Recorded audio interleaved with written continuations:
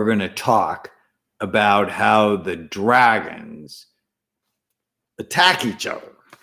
I had the distinct pleasure today of being on Dr. Phil, and for the first time on his show, we talked about Your Brain is Always Listening, coming March 2nd. And we did a show on vaping. And some of you may remember Andy, the ancestral dragon. My goodness, there were dragons everywhere on this show. And one of the dragons was the oblivious bad habit dragons.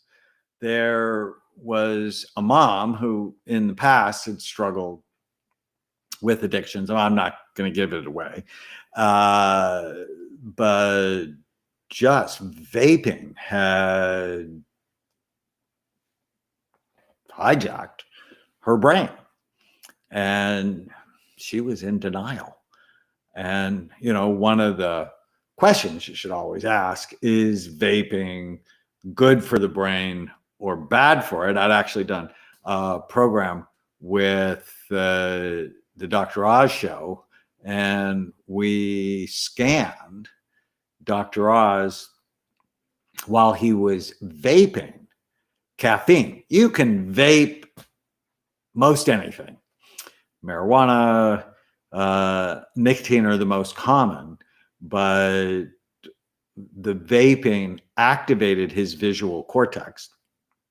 So he would notice things more, but it decreased the function in his prefrontal cortex, which means he would notice the cute intern at work, but then make a bad decision. Now, he didn't, but how it affected his brain was more focused, but the decision-making part of his brain was not good. And so vaping is an epidemic. A lot of people think it's a healthier form of smoking. Smoking's bad. I mean, bad in so many ways. But nicotine is not your friend. Once you start it, you have trouble stopping it. And nicotine constricts blood flow, prematurely ages the brain, increases blood pressure, makes your blood vessels stiffer, which is a really bad thing. And ultimately, it wears out the pleasure centers in your brain, which is a very bad thing. A very bad thing. Vaping is not entirely safe. I see one of the comments. Yeah, it's absolutely not entirely safe. And the problem is you have two little pleasure buttons in your brain. They're called the nucleus accumbens. It's part of the basal ganglia. And when dopamine and other drugs of abuse hit the nucleus accumbens, at least the front half of it, you go, whoa, you like it. But the problem is it's 8 to 10 times stronger than normal things that make you happy. And the more you do it, the more you have to do it. And ultimately it turns into the cycle of doom, which is you use and you feel better. I like that. But as it wears off, you feel worse. And so you use again to feel better. But when it wears off, you feel worse. So now you use not to feel great, you use so you don't feel depressed. You use so you don't feel depressed. So you're actually chasing the nucleus accumbens that becomes less active. It becomes resistant, if you will. And what wears out the nucleus accumbens? Caffeine, nicotine, marijuana, fame, high fat, high sugar foods. And you want to protect your pleasure buttons. You want to protect them, because if you wear those out, you're way much more likely to be sad. And that's a bad thing. And so we talked to this mom who was completely addicted, and her daughter was stressed out by it. And so, I talked to the mom about, she has 3 children.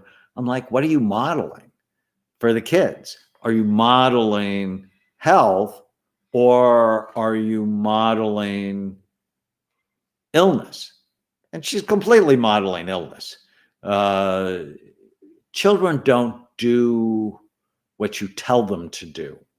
They do what you do. Does that make sense?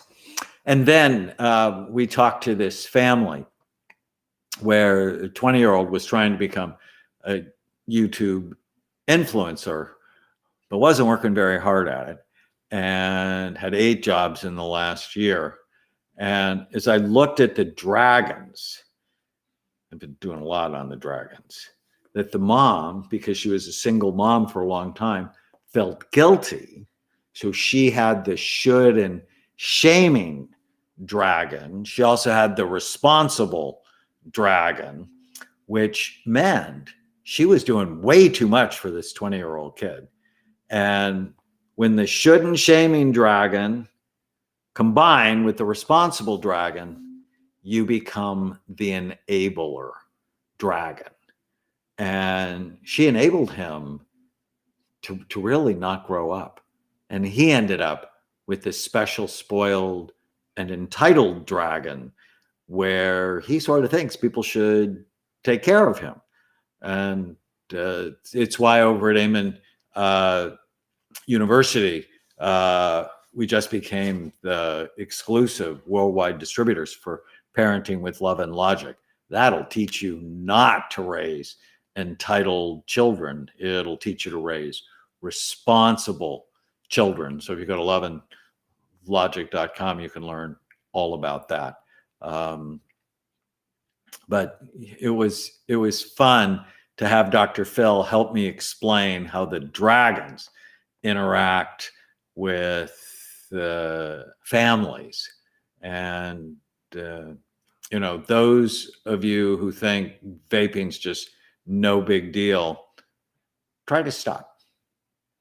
And often, like with cigarettes, you find it to be hard. And for the first time on television today, we talked about my brand new 12-step program. Perhaps I'll do it for you tomorrow, where I reimagined the 12-step anonymous programs that were developed 85 years ago that I'm a fan of, and have had many people benefit from it, but I've also had many people not benefit from it. And I think part of the reason is there is no neuroscience in the anonymous program. So I reimagined the 12 steps from a brain health perspective. So if you like this, coming March 2nd, and if you pre-order it, you get 4 free gifts. I put the link. Your brain is always listening, including a free coupon for a bottle of Happy Saffron, which is a $50 value. And we've given away almost 3,000 bottles. So we're going to run out soon, but pre-order this book and get your free downloads. March 2nd, we added a brand new event. And Tana and I are going to do an event called 12 Steps to Recover Your Mind, how to overcome negativity, bad habits, and the addicted dragons. I think you'll really like it a lot. Last time we had nearly 20,000 people sign up. It was pretty special. Let me see if there's any questions that I can answer. Marijuana vaping has 10 times the THC than weed. I'm having a hard time quitting vaping. Of course you are. One strategy is you could go cold turkey and just know you're going to be unhappy for a couple of days, or you could just measure how much you're actually doing and cut it down by 5% a day. And if you pre-order Your Brain Is Always Listening and go to the link, yourbrainisалwayslistening.com, I have one of the gifts, which is awesome. It's called Magnificent Mind with Medical Hypnosis. It's 6 hypnosis audio programs I do for you. And one of them is on quitting smoking. Just when I say smoking, you replace that with vaping. That could be very helpful. Somebody is also talking about pain. I have another hypnosis audio for pain. Your Brain Is Always Listening. So we have a new PBS special coming. It's going to start airing nationwide February 27th. And it's called Overcoming Anxiety, Depression, Trauma, and Grief. I do it with Tana, and he is one of the stars of the show, or the ancestral dragon.